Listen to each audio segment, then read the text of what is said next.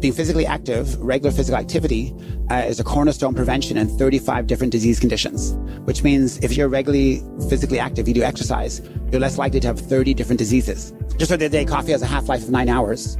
So if you have a big vente at 3 o'clock in the afternoon, which you think, it's not too bad. So 200 milligram big coffee, at midnight, you still have 100 milligrams inside. The biggest way to impact your microbiome is to change the way you eat. We are the dentist hygienist assistants, the admin who take care of all the logistics, are in charge of the eating apparatus. So I think in the next 5 to 10 years, we're going to be acknowledged as the biggest players in helping people chew, eat, swallow, and digest and absorb nutrients more. And the microbiome is a key part of that. And that is the mouth-body connection. Get ready for your unofficial dental hygiene podcast. These are the tales of two hygienists, one East Coast RDH and one West Coast Hygienist. Listen as they tackle the profession of dental hygiene with humor and enthusiasm. Now, please join Michelle Strange and Andrew Johnston as they tell you a tale of two hygienists. Welcome back, everyone, to another episode of A Tale of Two Hygienists, episode number 160. My name is Andrew. And my name is Michelle. Welcome back. Man. We're coming off of midwinter. Yeah, Chicago Midwinter, everyone. If you haven't been, you should really go. It's pretty amazing. Lots of stuff to do and see. Lots of networking events. Lots of parties. Mm-hmm. Shout out to all of the people that we saw. We were there. There's too many. I mean, dozens and dozens and dozens of our friends were there. Thank you for the fans and listeners who found us. And we have pictures coming up on social media soon. So we're really sorry we can't remember everyone's name, but tag yourself. Like, it's fine. That'd be really great. So we can. I remember Amanda. And I remember Elizabeth. There was, I think, 2 Elizabeths. So yeah. Yeah. So there's so many names and I'm the worst with it. But thanks for everyone coming up and saying hi and engaging with us. You guys are the best. For reals. It made it fun. Yeah, it does. It always makes it more fun for sure. It was a good time though. And now we're back home. And now we're going to keep this intro short because we're both tired. We both flew back home today. We're both so tired. 4 or 5 days, whatever it was. So yeah, this is going to be kind of a short episode because we actually recorded this at Yankee Dental Meeting. Which is another great meeting to go to. Yeah. And we did this while Dr. Uche Odiatu was about to fly out.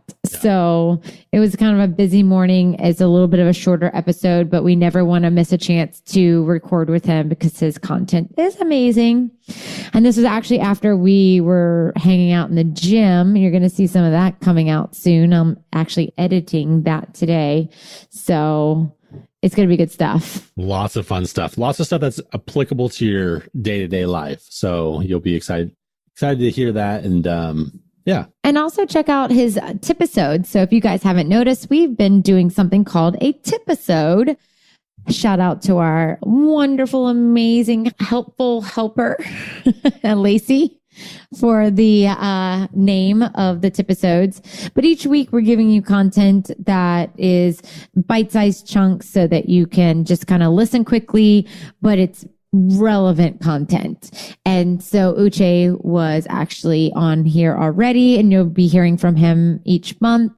And we always appreciate his information because it's applicable, like his little stretching with the Sonicare while you're brushing your teeth in the morning, to like certain types of probiotics and all of the stuff that he's always sharing with us. We really appreciate him for that. All right. Well, enjoy this episode, everyone. Hey, Michelle. Yeah. It's time for the interview. Oh, but I had something else to say. We need to let the experts talk now. Fine. And everyone's favorite guest is back, and you're about to see some fun things from Dr. Uche Odiatu. We are in Yankee, actually, and he was kind enough before his flight to squeeze us in on a very, very early. What day is this? Saturday? Saturday morning. No rest for the weary. No. The Road Warriors. The Road Warriors, for sure. So welcome. Great to share again. Love sharing. It's kind of selfish at the same time. I find that the more I read and study, if I don't share with anyone, it only goes into a superficial part of me. Yeah. But every time I share it or teach something, it goes deeper inside of me. So if I'm lecturing 2-3 times a week, this information becomes who I am. Yeah. And I think as hygienists, you can, as you share with patients, it reminds you and it kind of goes deeper. So I always tell people, if you learn something new, try and share it with a loved one or a friend that day, and you'll understand it at a different level than just keeping it to yourself and hoping that you'll have a new habit. Yeah. Love that. And so this time, what are we chatting about?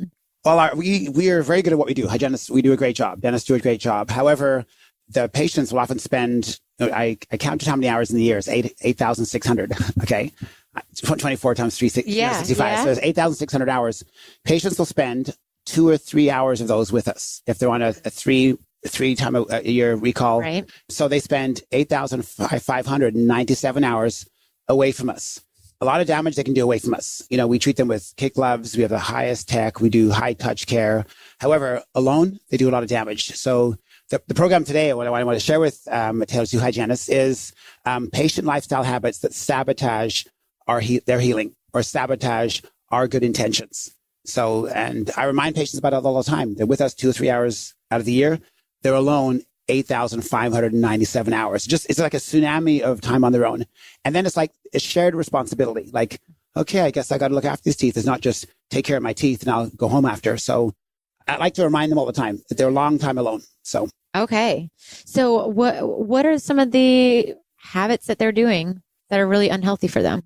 Well, there's 4. It could be actually really good habits, but most of us don't have the habits. So I'll just name all 4 just so people know right off the bat what we're talking about. So it's physical activity. Okay. So being physically active. And one part of physical activity is called non-exercise activity thermogenesis. It's called NEAT, N-E-A-T. Mm-hmm. So exercise scientists talk about just active living. So it's standing at the island instead of sitting posting at the end of the day. Mm-hmm. So you stand up. So if it's on a flight, instead of flying 3 hours and sitting the whole time in the window seat and being too afraid to say, can I move over? I will think every 45 minutes to 60 minutes, I'm up, either stretching, pretending I'm getting something in the overhead compartment, or going to the back to go to the bathroom, going to the back to get a coffee or water, hanging out with the flight attendants, just asking questions. They need lead lives. Like they do that job for a reason. So that's why, so it's active physiology. So exercise and physical activity is 1.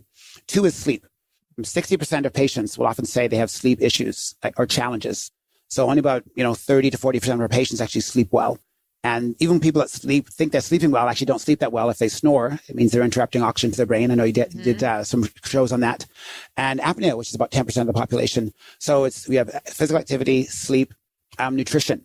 It's funny how everyone eats, so they all think they're an expert.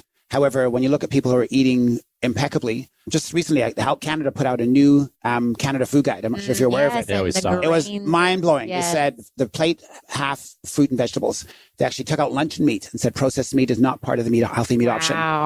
Juice is no longer a fruit option. They're saying it's a processed food. So rattled out of cages, a lot of lobby groups and food boards are all getting up in arms, but it was done. It's the best interest of Canadians at heart. So that's the third one. And we should all be eating more fruits and vegetables, but we can talk about that later. Yeah. And the fourth one is stress, how you manage and handle stress. Stress has happened, even good stress. You could love your new job. You're working 10 hours a day. You say, I'll work Saturdays. But if you're not managing it well, it shows up in the body. So those four lifestyle habits can either be for or against you. But most people don't exercise. Most people don't get good sleep. Most people don't have a stress management practice. And I read the other day that only 3% of the population eats the correct amount of fiber. Wow. So back 10,000, 100,000 years ago, the average caveman, cavewoman would eat almost 100 grams a day. They recommend now for health, it's 25 for women, 35 for men. But the average person, only 3% of the population eats the correct amount. So those 4 habits, we can get into it and you can ask away. Okay, so let's start with that first one then. If we tackle that guy, which was physical activity. Okay. So there's 2 parts to it. When people think of physical activity, they always think of exercise, but I'm always thinking active physiology. So it's easier to handle 1 or 2 things at a time than to start a tsunami of good health habits. Like I'm going to do weight training, yoga. I'm going to do cardio. I'm going to hire a trainer. I'm going to join a gym. And that's overwhelming. The path to hell is paved with good intentions. So active physiology to me means what one thing I could add this week that makes my physiology active. One is just, if I'm going to talk on the phone, I want to do it standing. Okay. Really subtle, but if you stand while you talk, it ends up being about 150 extra calories a day, which seems like nothing until 30 days in the month. In the month, also now I have 3,500 calories I'm burning up. Technically, you can actually, pound of adipose tissue, and in a year, 10 pounds just by standing when you're on the phone. So, okay. And this is why we see this stand to work desk a lot, right? Because we're getting everybody kind of up and out of that chair.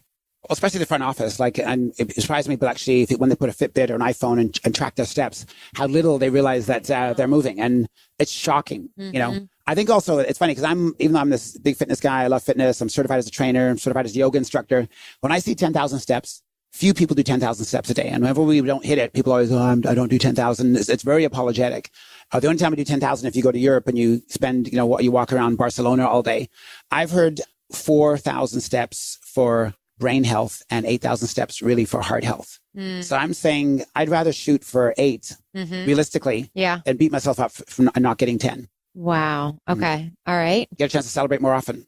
Yes. Positive mindset. Sure. For sure. Yeah. All right. So just active, getting patients up, asking them how much or making small recommendations. Is that kind of something that we could do for them? Oh, I guess during the medical history, you update your medical history and they ask, usually it starts off with any new medicine as if medicine's part of my health history. Well, and when they say don't take any, okay, let's move on then. Well, there's more to it. And ask you a question like, are you physically active? And they'll go, what does that got to do with it? And you said, well, being physically active, regular physical activity is a cornerstone prevention in 35 different disease conditions, which means if you're regularly physically active, you do exercise, you're less likely to have 30 different diseases. So that's a pretty powerful statement. And they're like, didn't know I came here for that, but that's kind of cool. And they acknowledge you as a healthcare professional. Aren't you my dentist? But no, as a hygienist too, though, I was speaking to a hygienist yesterday that she's a hygienist, plus she's a certified trainer. So she goes, I find it hard to separate the two. With a client, I'm saying, you know what? I can see calculus as I'm talking to you, or they're with a patient and they're making sure that they're seated in the right ergonomic position, that it's not going to be painful for the 60 minutes. So it's bringing exercise into the conversation. And, the biggest part of exercise is that it has anti-inflammatory qualities. Exercise increases different chemicals, there's different messages from your working muscles. There's 600 muscles. And I always tell people when I'm sharing with them, memorize these numbers. I think anytime patients hear numbers from you, or if you quote a journal, they automatically assume you're well-read and smarter. And they listen to you more. So if you quoted 600 muscles, 206 bones, 360 joints. It's just a nice 2-3 numbers that and we all have these bodies. Like, Andrew, you have 600 muscles, you have 600 muscles, I have 600 muscles, 206 bones, 360 joints. And we're part of the health team. It's a whole group of people that get people healthy. So to learn the languaging and repeat it, I think people enjoy that. I think they enjoy coming to see us if we share things that they've never heard before. Yeah. And it's unexpected from their dental team. For sure. Yeah. For sure. And especially if you're active. I think sometimes if you don't exercise yourself, it's hard to talk about physical activity, except you're saying I'm starting a new plan.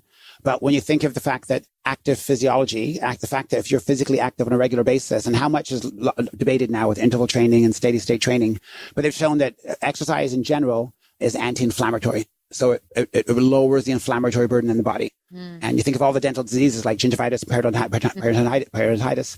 Any condition that ends in itis is inflammatory. So pancreatitis, colitis, arthritis, gingivitis, periodontitis. So it's all about, if you can actually lower my inflammatory burden, and one way is to, disturb the biofilm, remove calculus. The other way is to exercise. So exercise reduces the inflammatory burden on the body. And so then you need to sleep well. True. So that's the other picture. And the neat thing, all this is tied into each other. People think I exercise to look great for my Facebook picture profile, but no, you exercise to turn down inflammation. You exercise also to maintain a weight loss. Many people actually lose weight. We're 1 month into the year. Everyone wants to lose weight, but the most challenging thing is 95% of people fall off the wagon and they're back to what they were before. Only 5% have had success. They said a big part of succeeding and maintaining your weight loss is to have a regular physical activity habit, which the easiest one is just walking, which I would change and tweak it, do a little power walk by walking steady, doing it in a little bit of intense walk for 20, 30 seconds and walking steady again. So, but they do say that there's a registry called the National Weight Control Registry, and they've studied 6,000 people who've lost 60 pounds and kept it off for 3 years. And regular fitness and exercise keeps that weight off. Wow. Okay. All right. So you get your heart rate up, or you have these exercises and things like that. But then if our patients aren't sleeping, which I think we are kind of moving into that, right? With as a profession, really assessing sleep issues and sleep apnea. Is that just a snippet of it? Or what kind of conversation do you have with a patient about sleep that's scratching the surface? If I can tell if someone's really bright-eyed and bushy-tailed, and you're like, how are you sleeping these days? I was like, great. Or if you're like, why do you ask? And you said, there's a posture there that I get. Now, something's really going on. I'm not sleeping well, or we have a new baby. and I've been up most times through the night. And that shows up in the physiology. And they'll say, what's that got to do with my mouth? And they said the immune system is on standby when we're awake. And what sleep experts are saying is the immune system kicks into high gear at nighttime. So basically the only time your body's healing is at nighttime. Right. So people who are poor sleepers are often poor healers. I try and use the same vocabulary through all my lectures because I want people to, I repeat it a number of times that people eventually think poor sleeper, poor healer, good sleeper, good healer. Okay. How do you sleep, Michelle? What's your well, apparently I have a terrible airway issues. Oh. So learning all these little things about myself now that we're doing these. What are some of the problems that you have? There we go. Let's talk about those. So we stopped by a booth yesterday that was kind of had like a checklist, and it was mostly for your child. Like, does your child do these things? I was like, but what if I do these things? Like talk in your sleep, grind your teeth, just don't wake up really rested, cranky through the day, like all these little things. Though, and I mean, I was a bedwetter as a child. This is a big reveal here. We're going into like a deep stuff here. So I didn't know you were going to admit that to the world. I'm not afraid. Obviously, not my problem. It wasn't my fault. It wasn't my fault. No, it's all about your airway. I mean, and she still wets the bed. That's the problem. She says as a child, but that's not necessarily true. Okay. But yeah, I've always had sleep issues, like always, and slept in very funky positions as a child, like face straight down. I mean, I'm sure it was because I was trying to like open my airway. Interesting. Okay. So I mean, I think I sleep good, but because I fall right to sleep. We are not having the best Airbnb experience where we're being woken up in the middle of the night by people above us. Oh, I see. Okay. Starting at 2 a.m. Yeah. Wow. Okay. Not like until 2 a.m. and then more. It starts at 2 a.m. But I was saying like how I can hear it. I'll wake up, but then I'll go right back to sleep. Like I don't really have a problem going to sleep. Okay. And part of that to say is if you're sleep deprived, not getting enough sleep, falling asleep quick sounds like a bragging rights, but it means you're probably overtired. Yeah. And some of the sleep studies say if you head hits the pillow and you go to sleep within like 30 seconds or a minute, you're sleep deprived. Or go to sleep with the TV on is one of the things, which is something I have to do. I can't sleep without the TV. Oh, without the TV on. Oh, yeah. And the lights there too? Yeah. Wow. But I put a sleep mask on. Okay. I wear a sleep mask. I take my mouth shut. I wear a night guard. Okay. I have all this I try to make good effort, but there's just treating the symptoms, buddy. I know. There we go. Yeah. Well, they say now though, we have light receptors on our skin. Oh. So if you have a sleep mask on and the lights on in the room, you will not get sleep as deeply because our primitive physiology says must be daytime. So they say complete darkness, so no TV either. And from a feng shui point of view, like TV is not a great thing. No. So no. But that little conversation there that we're having now is over the patient, and they're thinking, I had no idea. I guess I sleep poorly. Well, yeah. Because tell the patient, I know you floss, I know you brush. You're seeing us every 3 months, and you probably got concerned the fact that you still see blood on the napkin, and so the background lifestyle habit that's sabotaging your efforts is poor sleep. And they said 30% of the population is shift workers or rotating shifts. So 30%. So 1 in 3. Yeah. And 60% of people say they don't sleep well enough, or they say they're exhausted during the day. So, 6 out of 10 patients. So it's a good conversation to have. I mean, make the fact that it sabotages healing, they won't have a good healing response. Or if I have a shift working patient, when you think about it, people that protect us, like first responders, police, firefighters, new moms who are like nursing new life. Basically, that means because they're sabotaging their healing by not having good deep sleep at nighttime, I would say I'm not sure if they could have 9-month recare or 6-month recare. I encourage my shift workers every 3 or 4 months because they're not getting the deep sleep they need, the healing sleep they need. And recently I saw, I'm not sure which agency it was, they've actually called shift work a group 2A or class 2A carcinogen.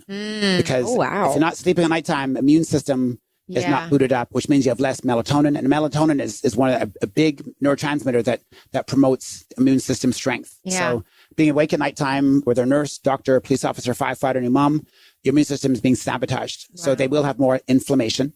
And I read this article by Ian Chappell and JADA, a Journal of the Dental Association, and he was saying that the initial inflammation in the mouth is started by the biofilm not being disrupted, but most of the destruction of periodontal disease is from a hyper-inflamed host. So when I'm thinking a sleep-deprived person, they are hyper-inflamed, and that shows up in the body. And patients love hearing that there's a connection. They always think, is having periodontal disease cause heart disease? Does periodontal disease cause, supports Alzheimer's?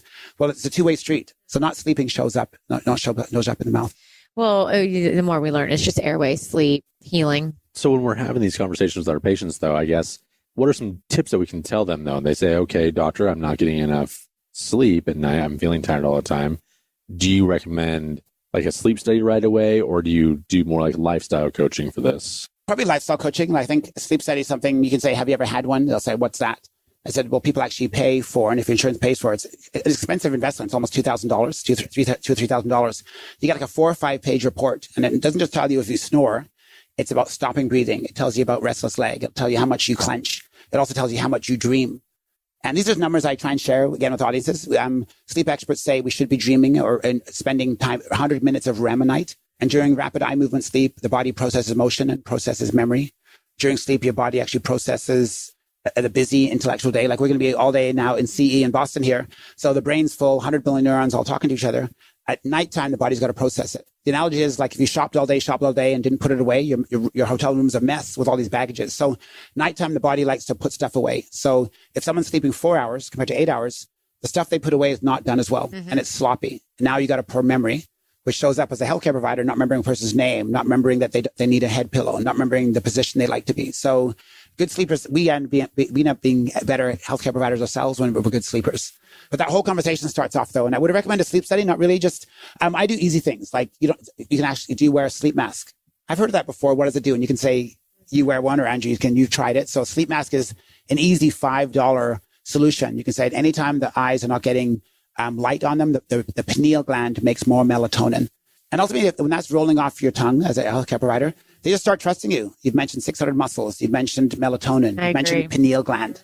So these are all terminology we could use, and they start trusting us as a guide, an overall life health guide, rather than just a person who scrapes teeth or polishes teeth or fixes holes and makes teeth bigger, longer, fills in gaps. Yeah. So do you feel like out of the 4 things that we're going to talk about with our patients, diet is the hardest?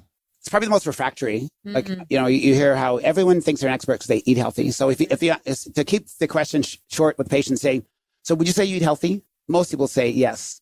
Dig deeper. What's your definition of health? Well, I skip breakfast all the time. Okay, I do go through drive-thrus. I don't drink enough water. Like, wow. So now you write down patients dehydrated. I write those down. Eats junk food. And they'll say, why do I write that down? It's part of your health history. It tells me where you stand now. And do you eat fruits and vegetables? Yeah, I eat fruits and vegetables. How many a day? Well, I rarely eat salads. I hate fruit. Okay, so you don't eat fruits and vegetables. And now they're part of the 5% of the population that don't eat the 5 to 9 servings a day. And everything we're reading now about fiber and everything we're reading now about the microbiome in the gut, the minute someone's not eating 5 to 9 servings, it's impossible to be healthy. Because they're saying that when your bacteria eat fibers, the foundational food they have, the bacteria make short chain fatty acids. And short chain fatty acids are the most anti-inflammatory agent your body makes. So if someone's not eating fruits and vegetables, their bacteria is being sabotaged. So it's like being a one-armed hygienist. It's like you're operating with efficiency. You're not able to do what you want to do. So those vocabulary, that terminology just rolls out. And so I'd say start off fruits and vegetables is probably the most dominant problem. Dehydration.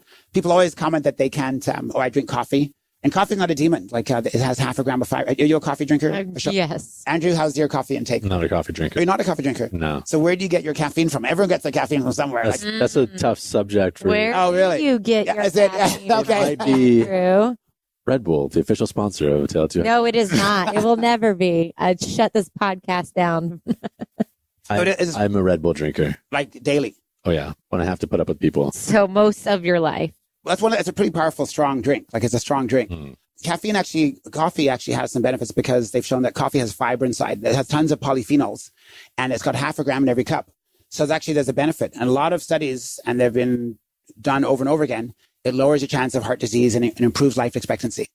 So I'm not sure if... So we need to contact Red Bull and put polyphenols inside. There we go. Or we just Red Bull let them burn to the ground. We're trying to make people healthy here, Michelle. Not with Red Bull. It's definitely like a recreational kind of a sports beverage kind of thing, or a going out beverage thing. Coffee maybe seems is more of a social, like you should drink a day. Have a coffee, yeah. The thing with coffee though, people when they talk about coffee, just the other day, coffee has a half-life of 9 hours. So if you have a big venti, at 3:00 in the afternoon, which you think, it's not too bad. So 200 milligram big coffee at midnight, you still have 100 milligrams inside, which you can still get to sleep, but it disturbs the depth. And at midnight, if you have 100 milligrams and the half-life is 9 hours, at 9 a.m., you have 50 milligrams, and now you're popping more coffee in. So it's like nutrient timing is key. So you'd think that with you hear about half-life being up to 9 hours, before noon is the best to have coffee. But some people are fast caffeine metabolizers, but most of I am. You are? Yeah. Okay. According to my DNA report. 23andMe. 23andMe. Oh, you did a saliva test? I'm a fast caffeine metabolist. I can have coffee and go to sleep, but they're still saying though. Yeah. Same. You too? Yeah. Oh, wow. Okay. Maybe we should get that sponsor that you talked about. That's what I'm saying. So with the coffee though, that's a dehydrator, right? In a way, yeah, because it does make you, go to the bathroom. It's also a laxative too, because the fiber. Yeah. So, yeah, staying hydrated is key. So part of nutrition is staying hydrated. It's amazing people don't think of that a lot. As people get older, you think of the patients in your chair. A lot of people over 60 no longer have the brain doesn't tell them to drink. And if you only drink, by the time you're thirsty, you're basically dehydrated, especially the 60 plus crowd. Yeah. Again, these experts always say, a gallon a day or 4 liters. Yeah. Like, too much. Like, it's just like 10,000 steps. No one ever gets there. So I'm thinking just constantly, whenever you have the option to drink water, this guy do it. Okay. So as hygienists, it could be having a container, 1 liter or 1 quart container. Are you allowed to have them in the operatory if it's closed in the US? No, not Okay. really. But I think mine's a company standard. I don't know if that's necessarily. I mean, I'm sure there's probably healthcare. People are a little more lax on that, but I think it's covered, or if it's like I put mine in a cabinet. I see. And then I take it out. Okay. So it's not like out on the counter. So 2 of those a day would be ideal because most people aren't drinking water at all. It's funny because people don't realize that people say I don't drink water. The body scavenges water. It's a great recycler. And the organ that scavenges water the most is the colon. And what's inside the colon, you know what? So if someone's not drinking water, guess what? The body's recycling. It squeezes out the fecal matter. And that's where people are drinking from. God bless. All right. So if you're not drinking water, you're dehydrated, and you haven't drank water, it's noon, the body is getting its own water. Okay. So it's better off being down the hatch than from the hatch, is what I say. That's the first time I've ever said that. I got to write these down because. Well, this is an audio world forever now. Yeah, better down the hatch than from the hatch. So, there we go. Okay. What's our last? The fourth one. Yeah. I'm managing stress. Oh, but that seems like the hardest because everyone has different types of stress and different abilities. So what would a good conversation with a patient be to start off? Just acknowledging that it's there. Like if someone comes in rushed, they're late, they're apologizing, purse goes up, it falls off, purse goes back up it again, sits down. And you're saying, how's your day been? And they'll say, I've been so looking to this appointment, I might sleep because I'm so wired. Yeah. We lead such busy lives. Decompress and let me take care of you. And you're acknowledging that stress component. It's like, you're late, sit down, come on, I got a job to do. And you're frustrated yourself too. Right. So 2 stressed out people doesn't go well together. So my yoga teacher says you can change the quality of your thoughts and you can slow them down by taking a deep inhale through the nose. And it increases nitric oxide. Nitric oxide is a chemical in the body that's released and it relaxes the 60,000 miles of blood vessels. So if I want to chill out and decompress before a person comes in, or if I'm running a little bit late, instead of holding my breath or breathing shallow, I can actually change my physiology and go from sympathetic to parasympathetic simply by taking a deep nasal breath, take an in-breath. And people may complicate, left nostril, right nostril. I'm like, just, dentists don't ask those questions. Just enjoy the exhale and then look at the patient and saying, how's your day been? And you look like you're just connected with them as a human being. It's a beautiful thing to do, to have someone really listen to you. Like, who really listens to you during the day? Who looks you in their face and says, how's it going, Andrew? Like, when's the time when someone asked you that? Not very often. Yeah. I volunteer a lot of that information, but no one asks for that information. Okay. Yeah. How's it going? How's the day going? Okay. And they'll say, oh, are you just trying to get relaxed? Yeah, because I want you relaxed, because having your mouth open and you're tense, you're going to have more challenges in your TMJ today. So, okay. That's a good way to bring it back around.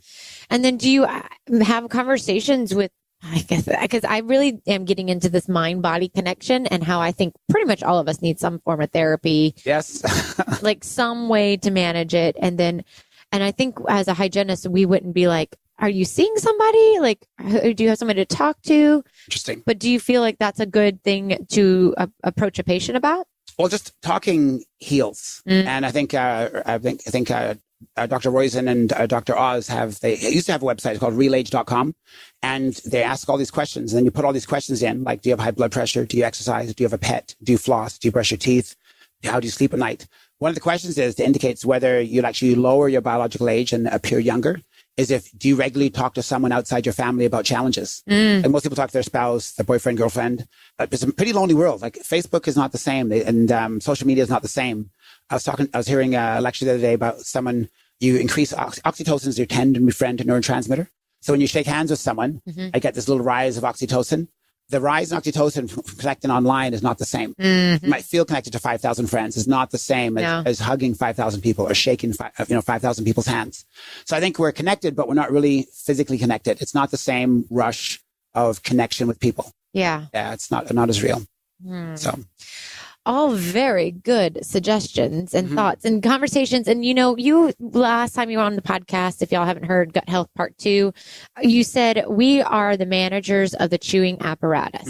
And that has stuck with me because I feel like as hygienists, we feel like we are just in this, I can only scale teeth or talk about gingivitis. And you were relaying it to the fact that we were talking about nutrition and why do we not feel like that's in our scope of practice? And I think that all of these things, sometimes we feel like they are out of our scope of practice because, well, one, we're also rushing to get through the day. We're running behind. We have all these things to get done, but we are really taking care of somebody. And for treating diseases, all of these are connected to a disease that the body is trying to fight. So why couldn't we have these conversations? Well, look, you're an all healthcare team member, all healthcare provider. The News Talk of the National Institute of Health, the California Institute of Technology, Dr. Masmanian said, if you have your health up here, everyone acknowledges your genes impact your health. But they said equally now, the new talk about the microbiome, your gut, impacts your health as much as your genes do. The biggest way to impact your microbiome is to change the way you eat. We are the dentist, hygienist assistants, the admin who take care of all the logistics are in charge of the eating apparatus. So I think in the next 5 to 10 years, we're going to be acknowledged as the biggest players in helping people chew, eat, swallow, and digest and absorb nutrients more. And the microbiome is a key part of that. And that is the mouth-body connection, the body-mouth connection. So, this is going to be huge. I think it's still a stretch for some. They're thinking, I'm genetically predisposed to breast cancer or Alzheimer's or Parkinson's. Okay, so you might have a genetic predisposition, but equally, your gut microbiome impacts your health as much as that. Yeah. So what can you eat? How can you impact your microbiome to possibly ramp down the tendency to get it? So the microbiome is equally connected with exercise and sleep. Sleep messes up your microbiome, but food, the eating apparatus is our area. So all your arch is restored. Looking at saliva quality, looking at joint health. So if the eating apparatus is not healthy, you're not going to digest food, or you're not going to chew it with good function. If you have lack of saliva, you're not going to the food's going to go down, not as wholly broken down. And now your bacteria that want liquid food to chew on, you're not going to absorb nutrients the same. And now when your body needs to repair, they're going to do basically not a good job. So I call that the beginning of the end. If you're not chewing and absorbing food well, that's called accelerated aging. And as we get older, we have more of a dry mouth. As we get older, we have more joint issues. As we get older, most people are missing some teeth. So we've got to take care of that, that 50 plus crowd and tell them you got to restore that space because you've lost chewing power. If you lose chewing power, it impacts your microbiome. Your microbiome impacts your health as much as your genes do. So that languaging, I like to get hygienists thinking about all the time, like that triad and how we impact it and how we are the only healthcare provider in charge of the eating apparatus. And the patient goes, wow, never heard that. And they're telling their spouse, they're telling their friends, and it up-levels you in their eyes. Yeah. Right? And it's such a good thing for the whole industry. We're more than a scaler. True. True. Thank you so much. You have to get off to your flight. True. So thank you so much for this time and always educating and being such an empowerer of hygienists and sharing all this with our listeners. We do appreciate that. My pleasure. Yes. My pleasure. Where can they find you? Your speaking schedules on, was it Fit Speakers? No, actually, it's druche.com. So druche.com. I have my 2019 schedule on there. My Facebook is maxed out. I need to somehow turn it into a business page. Yeah. But right now they can follow me, but they can still comment. Most of my posts are public. Yeah. But Instagram is probably the best place. You have unlimited. I see The Rock has 120 million followers. I think he's even past Kim Kardashian. So that's unlimited access. And I get about 10, 15 questions a day. It puts my finger on the pulse of what people are interested in. And I do answer all the questions. You do. Privately, or if they want a public question, they can. But I comment, and I interact. You do. You're great at it. So thank you so much. And please reach out to Dr. Uche if you have questions. As always, such a great episode. We really do thank him for squeezing this content in before he ran and jumped on a plane. If you have any questions, please reach out to him. Follow him on Instagram. Follow him on Facebook. He is constantly engaging with people on those social media platforms. And as you heard him say, and then also engage with us on social media platforms. Check us out on Instagram, Facebook. Send us direct messages on either one of those social media platforms. And then you can find us at atale2hygienist.com. Sign up for our newsletter. We really do encourage that. We are going to be starting to send out really great content once we are able to get all of that put together. But our wonderful helper, Lacey, the best RDH, she is helping us out. And so we hope to be able to get that out to you soon. Anything else, Andrew? Are you in a coma? I'm in a coma, but I hope everyone has a great week. Thank you so much for listening, everyone. Yes, thanks. Bye. Bye, y'all.